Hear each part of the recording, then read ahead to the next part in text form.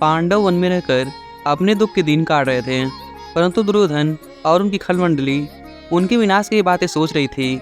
दुर्योधन ने एक बार दुर्वासा मुनि को प्रसन्न करके उनसे यह वर मांगा कि हमारे धर्मात्मा बड़े भाई युधिष्ठिर अपने भाइयों से वन में रहते हैं। एक दिन आप अपने 10,000 शिष्यों के साथ उनके यहाँ भी जाकर अतिथि होइए, परंतु इतनी प्रार्थना है कि वहाँ सब लोग एक भोजन कर लेने के बाद जब द्रौपदी खा पी कर सुख से आराम कर रही हो उसी समय जाइएगा।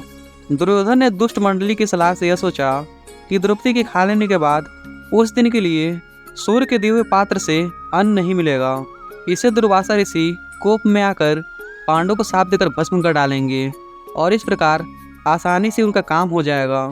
दुर्वासा ऋषि दुर्योधन के इस कपट को नहीं समझ सके, इसलिए वे उसकी बात मानकर पांडवों के यहाँ काम्यक वन में जा पहुँचे। युधिष्ठिर ने भाइयों से जुटकर ऋषि का स्वागत सत्कार किया और भोजन के लिए प्रार्थना की। दुर्वासा जी ने प्रार्थना स्वीकार की और वे नहाने के लिए नदी तीर पर चले गए। इधर द्रौपदी को बड़ी चिंता हुई, परंतु इस विपत्ति से श्री कृष्ण के सिवाय उनकी प्यारी कृष्णा को कौन बचा सकता था।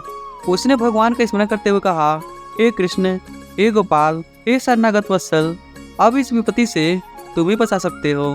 तुमने कौरवों की राजसभा में जैसे दुशासन के हाथ से मुझे छुड़ाया था, वैसे ही तुम्हें इस विपत्ति से भी मुझे उबारना चाहिए। उस समय भगवान द्वारका में रुक्मिणी जी के पास महल में थे। द्रौपदी की स्थिति सुनते ही उसे संकट में जान भगवान रुक्मिणी को त्याग कर बड़ी तीव्र गति से द्रौपदी की ओर दौड़े। वे तुरंत द्रौपदी के पास आ पहुँचे। द्रौपदी के मानो प्राण आ गए। उसने प्रणाम करके सारी विपत्ति भगवान को कह सुनाई। भगवान ने कहा, यह सब बात पीछे करना, मुझे बड़ी भूख लगी है, मुझे शीघ्र कुछ खाने को दो। द्रौपदी ने कहा, भगवान, खाने के फेरे में पड़कर ही तो मैंने तुमको याद किया है। मैं भोजन कर चुकी हूँ, अब इस पात्र में कुछ भी नहीं है। भगवान कहने लगे, हे द्रौपदी, इस समय मैं भूख और रास्ते की थकावट से व्याकुल हो रहा हूँ।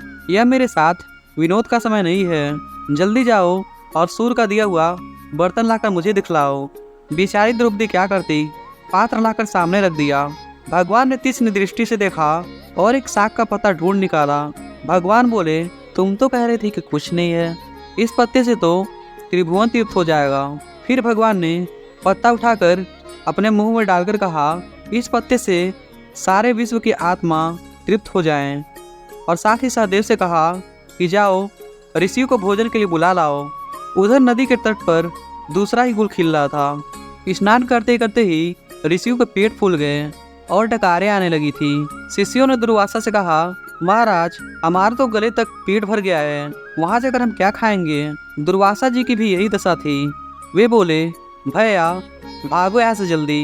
ये पांडव बड़े धर्मात्मा, विद्वान और सदाचारी हैं और श्री कृष्ण के अनन्य भक्त हैं।